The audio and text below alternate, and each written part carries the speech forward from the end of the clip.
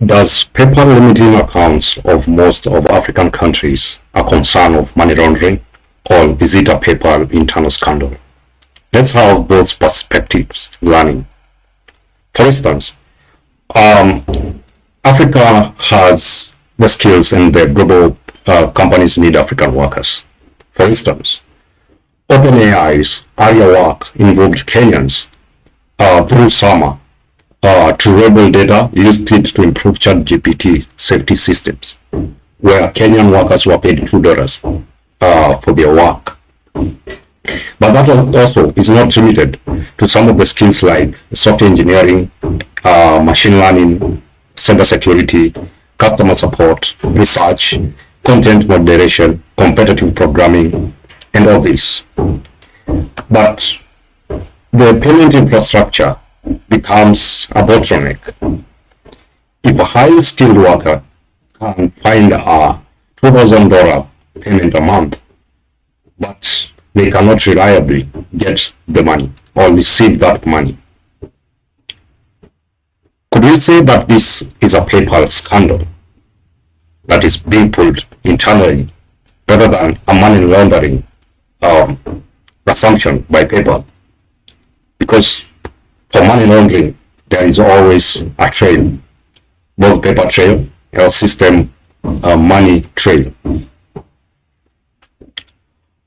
Though I wouldn't call a feature restriction or account closure a scandal without evidence of wrongdoing. PayPal has legitimate obligations around KYC, fraud detection, and sanctions, and financial obligations. But the real concern is the systematic payment risk that came with it.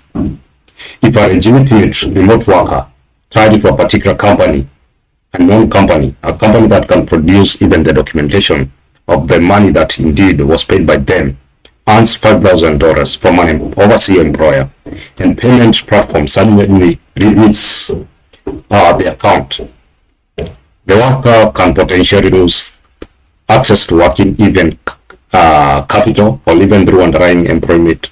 The underlying employment is legitimate.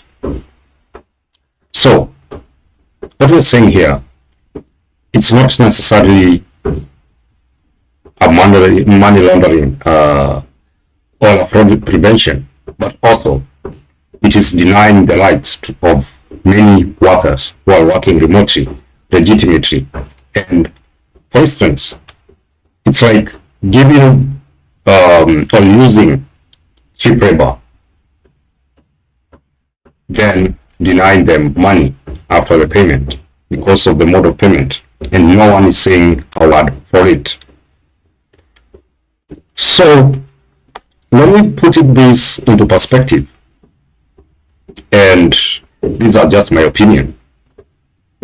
For instance, let's say for instance in one country like Kenya, with an average of 1,000 inaccessible $1,000 being inaccessible per account, and for instance, let's say we have 100,000 freelancers working.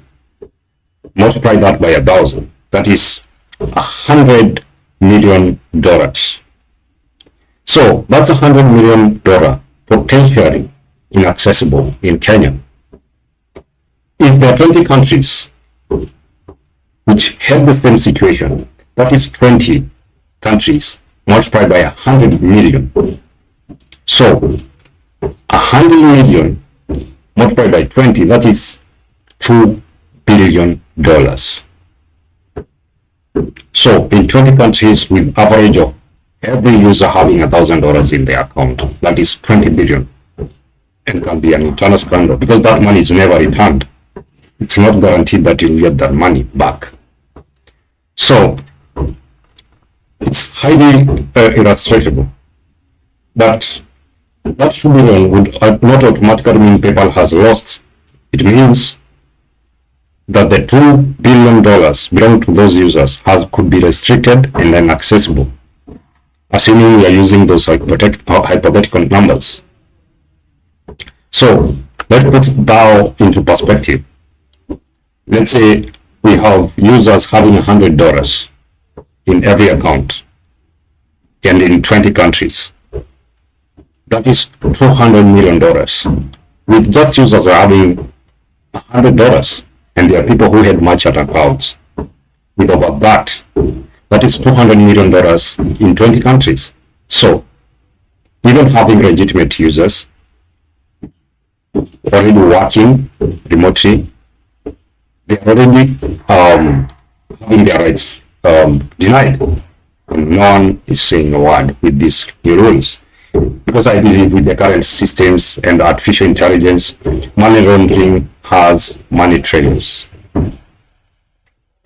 Let's say we have $500 in every account. That is $1 billion restricted. If we have 1,000 users, we have like $2 billion restricted. If we have $10,000 in each account, that is 20 billion. So now that poses a risk. And now we have PayPal in 2026. They claim that they are going to return in Nigeria. Could it be that there is another scandal being cooked? Or is it going to be tied as money laundering? And in this modern day and age, does money laundering not have a money trail? And for these people who are working remotely,